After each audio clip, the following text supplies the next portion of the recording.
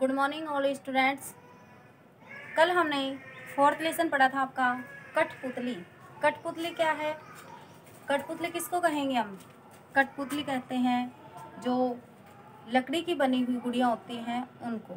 ठीक है, तो आज हम पढ़ेंगे पांचवा लेसन मिठाई वाला। मिठाई वाले का मतलब क्या होता है? यानी मिठाई बेचने वाला। आज का लेसन है आपका। इसकी जो लेखक है वो है भगवती प्रसाद मिश्र।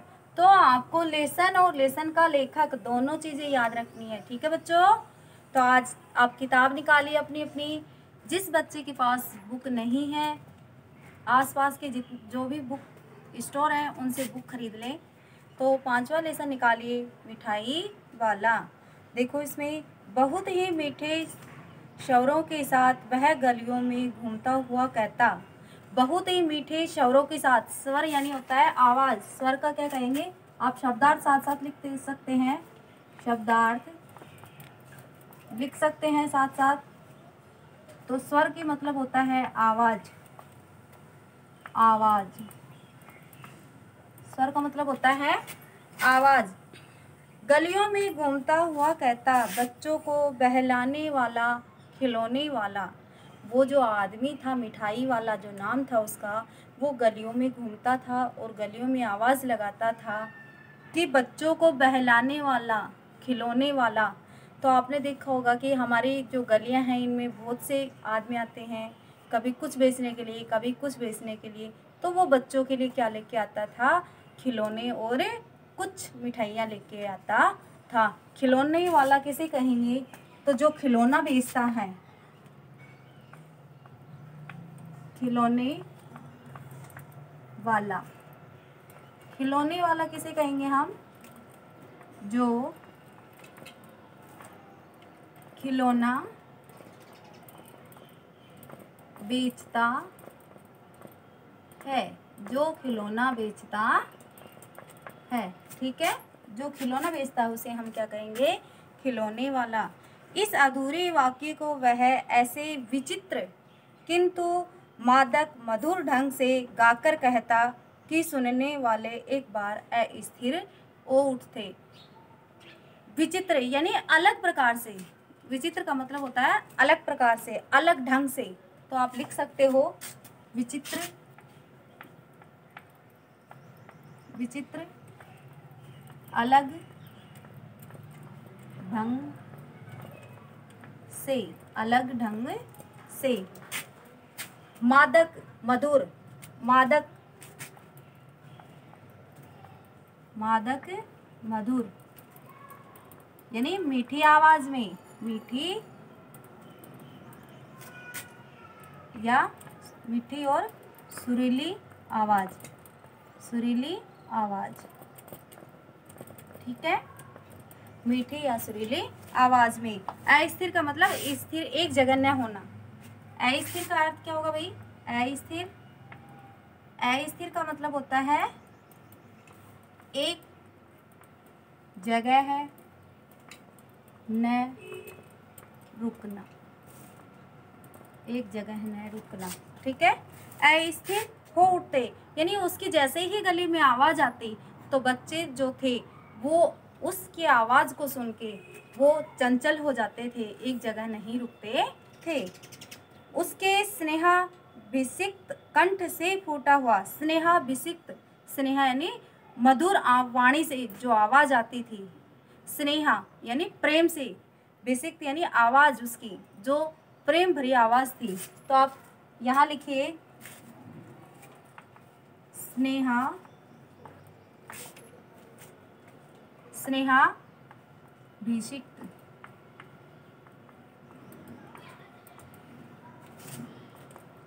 प्रेम पूर्वक वाणी, वाणी, प्रेम पूर्वक वाणी यानी जो प्रेम से। कंठ मानी होता है गला, कंठ का अर्थ क्या होता है? गला। मैं यहाँ लिख देती हूँ कंठ, कंठ का अर्थ होता है गला। ठीक है, कंठ मीन्स होता है गला। से फूटा हुआ गान सुनकर निकट के मकानों में हलचल मच जाती, यानी उसकी आवाज़ सुनते तो जो आसपास के मकान थे उनको अंदर क्या हो जाती? हलचल मच जाती, यानी लोगों के अंदर उत्साह उत्पन्न हो जाता उससे चीज़ें लेने के लिए। छोटे छोटे बच्चों को अपनी गोद में लिए युवतियाँ चीकों को उठाकर छज्जों पर नीचे झाँकने लगती, यानी छोटे छोटे बच्चे थे उनको गोद में उठाकर जो युवतियाँ थी, महिलाएं थी घरों में, वो क्या करती थी, अपने बच्चों को गोद में लेके नीचे की तरफ झाँकती थी कि वो कौन से घर के पास आ गया। उनके अंतर्व्यापी छोटे छोटे उद्यानों में खेलते, अंतर्व्यापी यानी घर के आंगन में, उद्यान यानी बगीचे, बाग, और इठलाते हुए बच्चों का झुंड उसे घेर लेता। जैसे ही वो आता तो उसके चारों तरफ बच्चे बैठ जाते, बाग उद्यान यानी बाग में जो बच्चे खेल रहे होते थे, इठलाते हुए, मुस्कुराते हुए, तो उसके पास आ जाते, खिलौने बेचने वाले के पास, और उसके पास आकर चारों तरफ से उसको घेर लेते थे। और तब वह खिलौना वाला वहीं बैठकर खिलौने की पेटी खोल देता। और जैसे ही बच्चे इकट्ठे होते तो वो खिलौने वाला था, वो उस बच्चों के सामने अपने जितने भी खिलौने और मिठाइयाँ थी उनकी पेटी खोल देता था। देखो इसको सार में क्या कहेंगे, एक खिलौना बेचने वाला आता था, वो साथ में मिठाइयाँ भी लाता था। जैसे ही वो गले में आवाज़ लगाता, क्या करता, जैसे ही वो गले में आवाज़ लगाता तो घर के जो बच्चे थे वो बाहर की तरफ दौड़ते या उसको देखने के लिए दौड़ते, या जो छोटे बच्चे थे, बिल्कुल छोटे बच्चे होते हैं ना, अगर वो छोटे बच्चे थे तो उनकी जो माताएं थी, घर की जो महिलाएं थी, उनको गोद में उठाकर द्वार पर आती या ऊपर से झांकती, देखती कि वो किसके द्वार पर पहुंच गया। या और वो जैसे ही आवाज़ लगाता तो गलियों में, बागों के अंदर जो बच्चे खेलते थे, बगीचों में, उद्यानों में, बगीचों में जो बच्चे खेलते थे वो दौड़े हुए आते और उसके चारों तरफ घूमे जाते थे। और वह जैसे ही बच्चों को देखता तो वो उन बच्चों के सामने जितना भी सामान लेके आया, जितने भी मिठाइयाँ लेके आई, जितने भी खिलौने लेके आए, वो सब क्या कर देता था, उनके सामने खोल देता था। बच्चे खिलौने देखकर पुलकित हो उठते। पुलकित होना, खुश होना। पुलकित का अर्थ क्या है, खुश होना।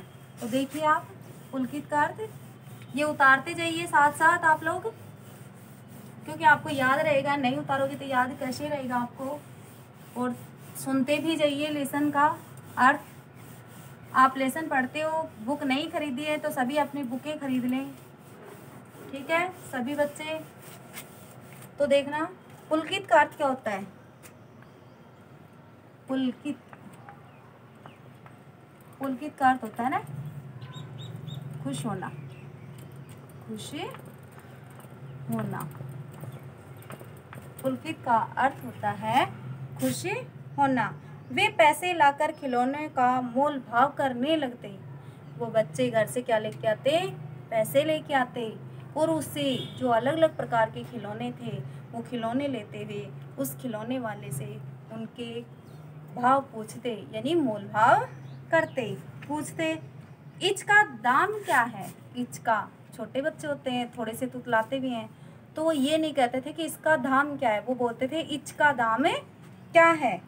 ओल इचका यानी इसका क्या है, इसका क्या है। आप मार्केट में जाते हो ना, खिलौने देखते हो, मेले में जाते हो, खिलौने देखते हो, कार देखी, गाड़ी देखी, जेसीबी देखी, ये सब चीज़ें देखते हो, तो उनके अलग अलग रेट होते हैं, अलग अलग प्राइस होता है, पैसे होते हैं उनके, कोई 10 का तो कोई 20 का। तो इस प्रकार से वो बच्चे भी उस खिलौने वाले से पूछते थे। ओल इचका, खिलौने वाला बच्चों को देखता और उनकी नन्ही नन्ही अंगुलियों से पैसे लेता। खिलौने वाला था, वो बच्चों के मन के भाव को देखता, बच्चों को देखता और खुश हो जाता, और उनकी छोटी छोटी जो आते थे उनसे वो क्या करता था, पैसे ले लेता। बच्चों की इच्छा अनुसार उन्हें खिलौने देता, और जो बच्चा जैसा खिलौना चाहता वो खिलौने वाला उस बच्चे को वही खिलौना देता। खिलौने लेकर फिर बच्चे उछलने कूदने लगते, और जैसे ही वो खिलौने वाला उन बच्चों को क्या देता, खिलौना देता, तो वो खिलौने लेने के बाद वो बच्चे सारे उछलने कूदने लग जाते। तब फिर खिलौने वाला उसी प्रकार गा कर कहता, और वो खिलौने वाला उन बच्चों को देख के आगे बढ़ता, और फिर वो उसी प्रकार से गाता। क्या गाता, बच्चों को बहलाने वाला खिलौने वाला। कौन गाता था, जो खिलौने बेचने आ रहा था, तो वो जैसे ही आगे बढ़ता वो फिर वह वही राग आलापता। सागर की हिलोर की भांति लहराता हुआ पहुंचता और आगे और खिलौने वाला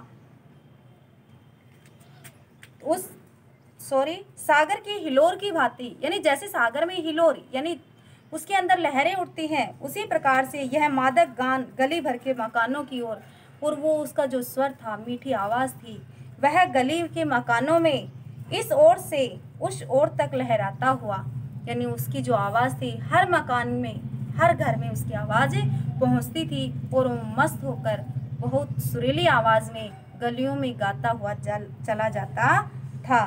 खिलौने वाला आगे बढ़ता। वो अपने खिलौने देकर आप इस कविता को आराम से ध्यान से सुनने के बाद में इसको एक एक पॉइंट जोड़ें, और जोड़ने के बाद में इसको एक कहानी के रूप में आप याद करें। वो खिलौने वाला आया, उसने बच्चों को खिलौने दिए, वो खिलौने दे के आगे बढ़ गया, बच्चे खुश हो गए, बच्चे खेलने लग गए, ये सब चीज़ें इसमें थी। आज के लिए हम इतना ही पढ़ते हैं, कल इसको आगे बढ़ाएंगे। Thank you.